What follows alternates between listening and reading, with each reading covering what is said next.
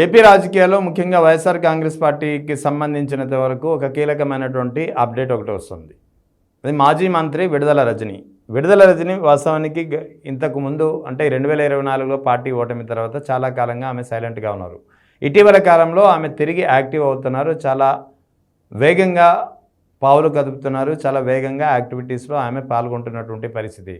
దీనికి కారణం వైఎస్ జగన్ నుంచి లభించినటువంటి స్పష్టమైనటువంటి హామీ అని తెలుస్తోంది. వాస్తవానికి చాలా కాలంగా ఆమె నిర్లిప్తతగా ఉంది. చాలా మౌనంగా ఉన్నారు. పార్టీ కార్యక్రమాలకు అంటిముట్టనట్టు ఉన్నటువంటి వ్యవహారం. ఎందుకంటే నెక్స్ట్ 2029 ఎన్నికల్లో ఆమెకు ఎక్కడి నుంచి పోటీ చేసే అవకాశం వస్తుందా అనేది సందిగ్ధత ఉండింది. వాస్తవానికి 2014లో తెలుగుదేశం పార్టీలో చేరినటువంటి ఈమె తెలుగుదేశం పార్టీ నేత ప్రతిపాటి పుల్లారావు శిష్యురాలిగా పార్టీలో పనిచేసి ఒక ఫౌండేషన్ ఒకటి స్థాపించి ఆ ఫౌండేషన్ ద్వారా సేవా కార్యక్రమాలు చాలా ఎక్కువగా చేసి ఆ రాజకీయాల్లో తన ఉనికి అంటూ చాటుకుంది. సో 2019 ఎన్నికల్లో తెలుగుదేశం పార్టీ సీట్ వస్తుందని ఆశించినా సరే అది తిరిగి ప్రతిపాటి పుల్లారావుకే దక్కడంతో ఆయనతో గురువుతో విభేదించి ఆమె బయటకు వచ్చేసినటువంటి పరిస్థితి. 2019 ఎన్నికలకు ముందు వైఎస్ఆర్ కాంగ్రెస్ పార్టీలో చేరడమే కాకుండా చిలకలూరిపేటలో నుంచి టికెట్ సంపాదించి చిలకలూరిపేటలో ఎమ్మెల్యేగా గెలిచి అక్కడి నుంచి తిరిగి ఆమె రాజకీయ ప్రస్థానాన్ని కొనసాగించారు. అది కూడా ప్రతిపాటి పుల్లారావుపై దాదాపుగా 8,000 ఓట్ల మెజార్టీతో గెలిచినటువంటి పరిస్థితి. సో ఆ తర్వాత ఏపీ క్యాబినెట్లో ఆమె వైద్య శాఖ మంత్రిగా కీలకమైనటువంటి బాధ్యతలు తీసుకున్నారు. రాష్ట్రంలో జగన్ నిర్మించతలపెట్టినటువంటి 16 మెడికల్ కళాశాలల నిర్మాణంలో ఆమె చాలా కీలకంగా వ్యవహరించడమే కాకుండా ఆమె తన శాఖ పనితీరు పట్ల అత్యంత సమర్థవంతంగా పనిచేయడంతో జగన్ వద్ద మార్కులు కూడా కొట్టినటువంటి పరిస్థితి అనేది అందరూ తెలిసిన మాట.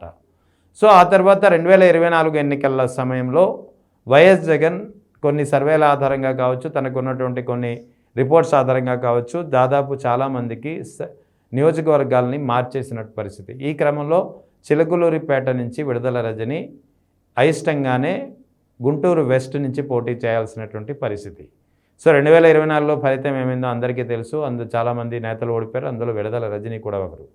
సో 2024 ఎన్నికల్లో ఓటమి తర్వాత తిరిగి చిలకలూరిపేట నుంచి యాక్టివ్గా పార్టిసిపేట్ చేయలేక ఇటు గుంటూరు పశ్చిమంలో కొనసాగలేక చాలా ఇబ్బంది పడిన పరిస్థితి. సో ఈ నేపథ్యంలో ఈ మధ్యకాలంలో ఆమెకు చాలా వైఎస్ జగన్ నుంచి చాలా క్లియర్ కట్గా స్పష్టమైన హామీ లభించినట్టు తెలుస్తోంది. తిరిగి చిలకలూరిపేట నుంచే ఆమెకు టికెట్ కేటాయించే విషయంలో.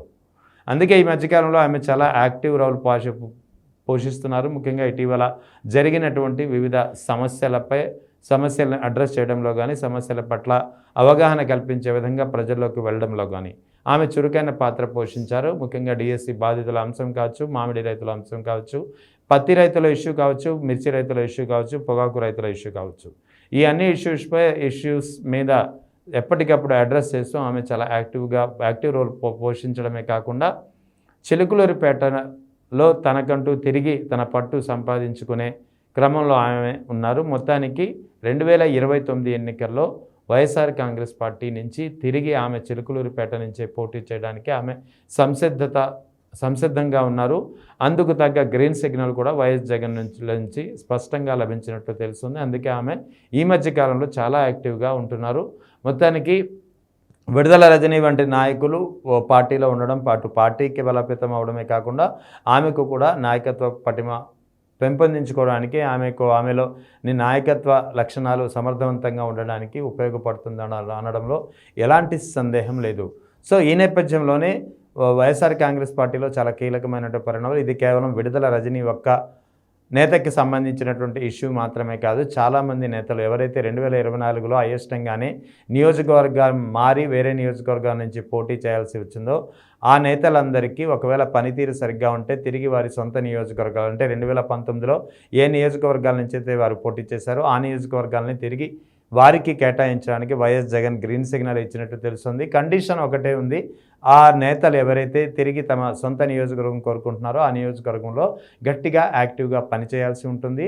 అంతేకాకుండా పార్టీ నుంచి వచ్చినటువంటి ప్రతి పిలుపును అడ్రస్ చేయడమే కాకుండా ప్రజల సమస్యను ఎప్పటికప్పుడు తెలుసుకునే విధంగా, ఎప్పటికప్పుడు అడ్రస్ చేసే విధంగా, ప్రతిపక్షాన్ని ముఖ్యంగా అధికార పార్టీని ఎప్పటికప్పుడు ఎండగట్టే విధంగా వివిధ రకాలైనటువంటి కార్యాచరణ అవలంబిస్తూ ముందుకు పోవాల్సి ఉంటుంది. సో ఆ ఫీడ్బ్యాక్ ఏదైతే వస్తుందో జగన్ ఎప్పటికప్పుడు తెప్పించుకునే ఫీడ్బ్యాక్, ఆ ఫీడ్బ్యాక్లో కనుక అనేత పేరు ఉంటే ఖచ్చితంగా అనేతకు ఆ స్థానాన్ని ఇచ్చే అవకాశాలు ఉన్నాయి. సో ఓవరాల్గా 2024 ఎన్నికలకు ముందు వైఎస్ జగన్ అవలంబించినటువంటి తన విధానం ఏదైతే ఉందో ఆ విధానం నుంచి ఆయన వెనక్కి తగ్గినట్టు తెలుస్తుంది. ఒకవేళ నేతలు కనుక కోరుకుంటే, నేతలు యాక్టివ్గా ఉంటే, నేతలకు ఆ నియోజకవర్గంపై పాజిటివ్ ఫీడ్బ్యాక్ ఉంటే మాత్రం ఖచ్చితంగా తిరిగి పాత నియోజకవర్గాలని ఆ నేతలకు కట్టబెట్టే ఆలోచన చేసినట్టు తెలుస్తుంది. ఇందులో భాగంగానే ప్రస్తుతం అయితే విడుదల రజని పేరు వినిపిస్తుంది చిలకలూరిపేట నుంచి.